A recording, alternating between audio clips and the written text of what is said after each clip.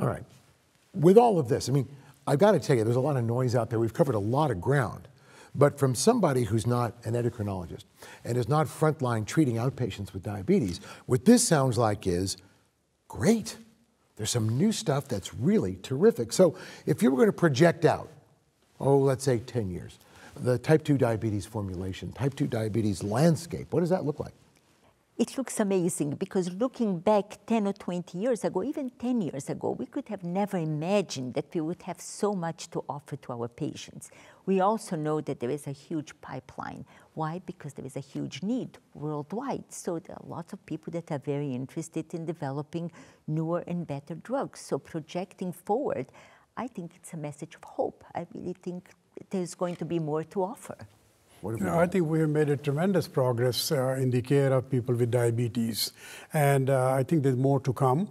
But we are now much more in a better position to treat our patients in much better way without causing hypoglycemia, without causing weight gain, which happened with TZDs and sulfonylureas.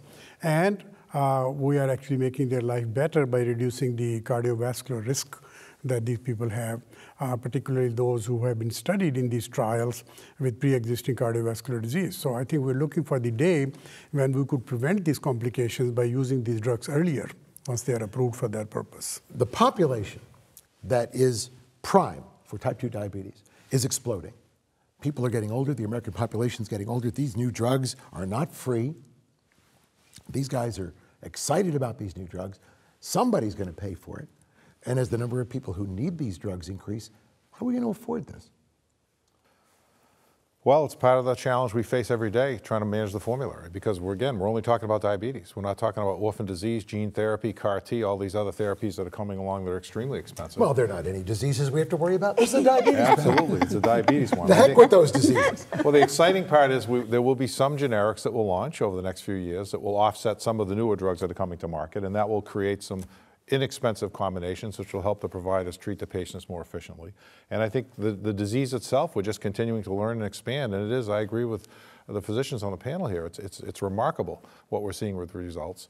We focus a lot of attention with our providers on lowering hemoglobin A1C. We see it on the commercial side if we're doing NCQA accreditation and we're getting our HEDIS scores down, or if we look at the star ratings for our Medicare population, there's a lot of attention on getting patients to goal and driving things down.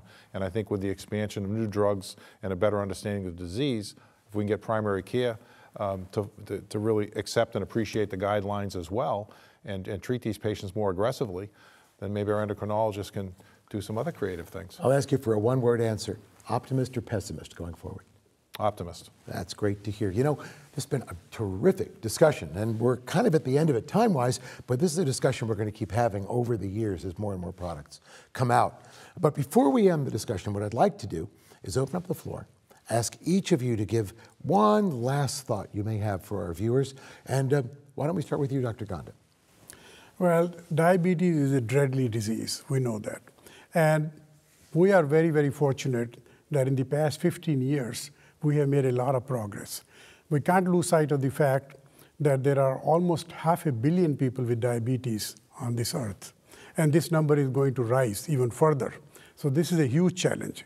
We also know that we spend about 230% higher on the care of people with diabetes, speaking of the cost, compared to those without diabetes. So it's a huge challenge. And I think preventing the complications is really going to be the goal going forward. We cannot see all these people developing diabetes and developing complications. I would leave that with a message of hope.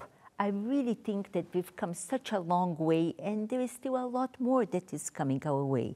When a patient is diagnosed with diabetes and they come to my office, and the first thing they can think about is somebody that they knew that had one of those dreadful complications of diabetes. So I have to tell them that diabetes now is a different disease. It's totally different than what their mother or grandmother might have had.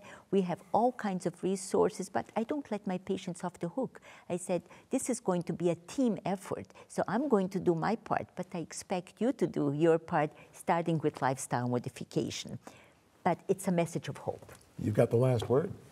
Well, I think we need to collaborate with our physicians to try to develop a formulary and a benefit design that meets the needs of the patients, the providers, the health systems. because clearly we can't cover everything and anything that comes down the line, and ideally find that right mix of products for each individual patient. If there is, there are unique subsets of patients out there, trying to help build the formulary to get the best combination to treat those patients. All right, well, I want to thank all of you for being here today. I want to thank you on behalf of our panel for joining us too.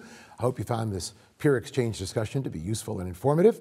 I'm Dr. Peter Salgo, and I'll see you next time.